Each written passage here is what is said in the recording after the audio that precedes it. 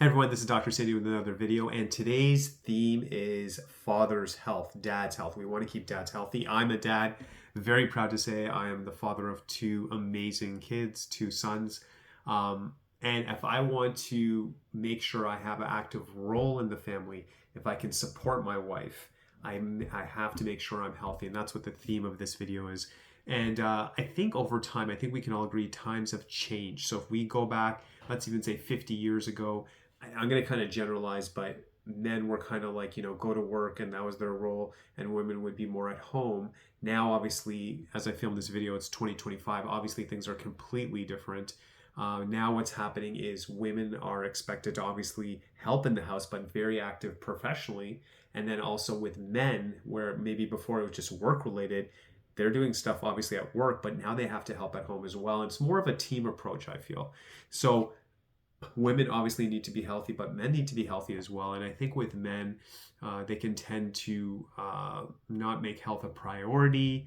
I think there's this thinking like, we're tough, we can handle it kind of thing. And I see the value in that as well. But I think we should be aware, we should be mindful that we need to focus on our health. We need to be healthy. And with men, what can happen is because health may not be the top priority, you can see things like obviously pain, exhaustion. And again, I think we live in a time where things are so busy. When I talk to people, by the time you do all your work professionally, and then when you go home, there's just more errors. It just feels like a constant go, go, go. And with that, what can happen is an inflammatory response. We can have stress in the body. So we're seeing dads and fathers out there who are tired. And if they're tired, their mood might be off. They may not be able to give their best to the family.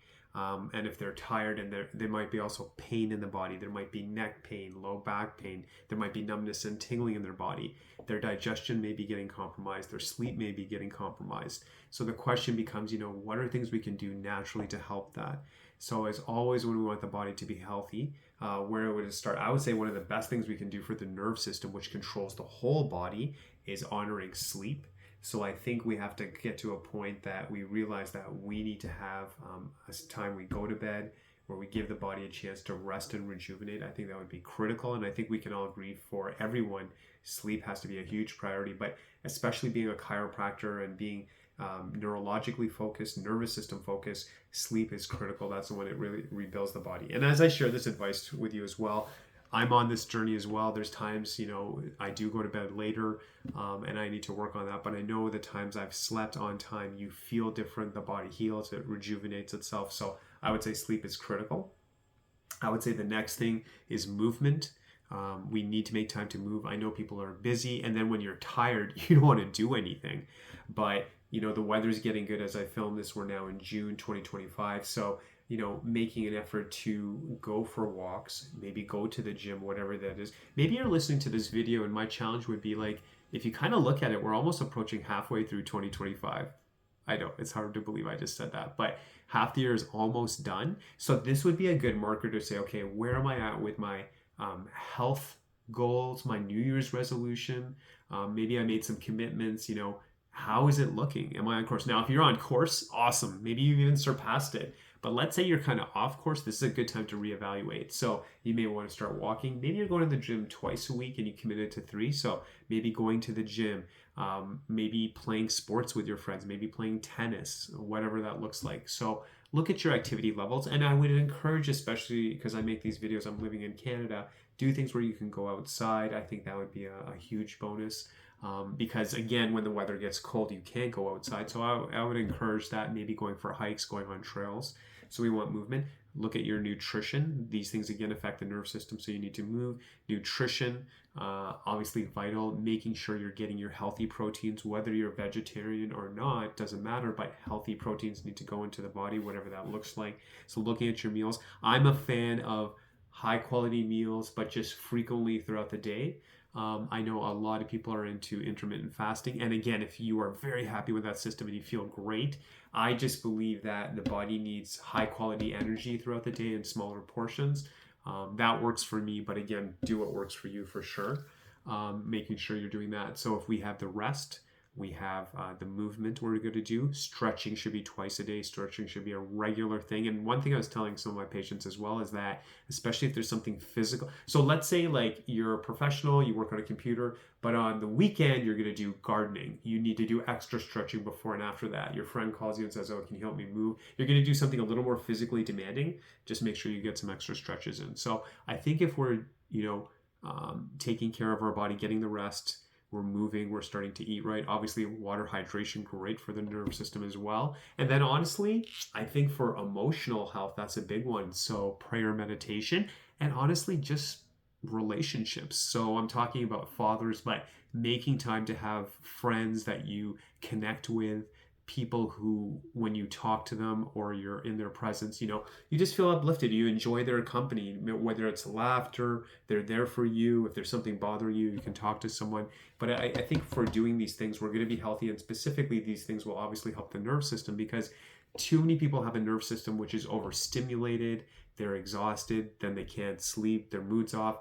If it gets bad enough, I made a video on this too, but if there's enough stress constantly, you can get something called brain fog, which again, it's hard to focus, your memory might be off. And these are things that no one should have, and especially fathers, because they want to be at their best. So if we can do these things, it would be great. And I would say that maybe if you're listening to this video, or if you could share this video with a father, this should be a wake-up call that Father's Day is a time to enjoy being a dad, spend time with your family, but use it as an opportunity to say, how can I be a better dad? How can I be a healthier dad? Because here's the cool thing too, when you start to make those choices as a father, your children are watching you. They're watching you constantly, and you can lecture them about health and well-being or living a certain way. But the most powerful lesson is if they watch you and they see you and they role model that and it makes sense to them. So be a role model, reevaluate your health. Your family needs you more than ever. And I want dads to be strong and healthy. I think they're a critical part of the family unit. And if they can live that lifestyle and your children start to emulate that, I think you're starting to affect future generations as well. So I think dads use Father's Day to have a lot of fun. I know I will with my family, but use it as a time to just check in and say, where am I health-wise? What do I need to improve? And I can only see that being beneficial. As always, we're here to help. So if you enjoyed this video, if it gave you some tips, please like, share, subscribe.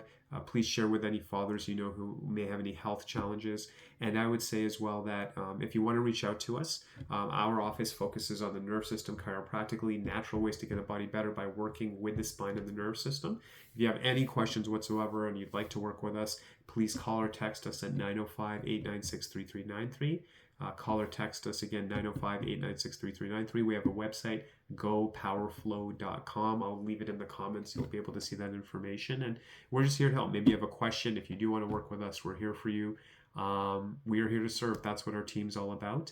And I've had the honor after all these years, over 20 years of just seeing people naturally working with the body, getting stronger, getting healthier so they can live the best life possible. And I would say with this video, so that in this case, fathers can be the best fathers possible. So God bless you. I hope you enjoy your Father's Day with your family, and just wishing you all the best. We're always here for you. Dr. Sandy signing off.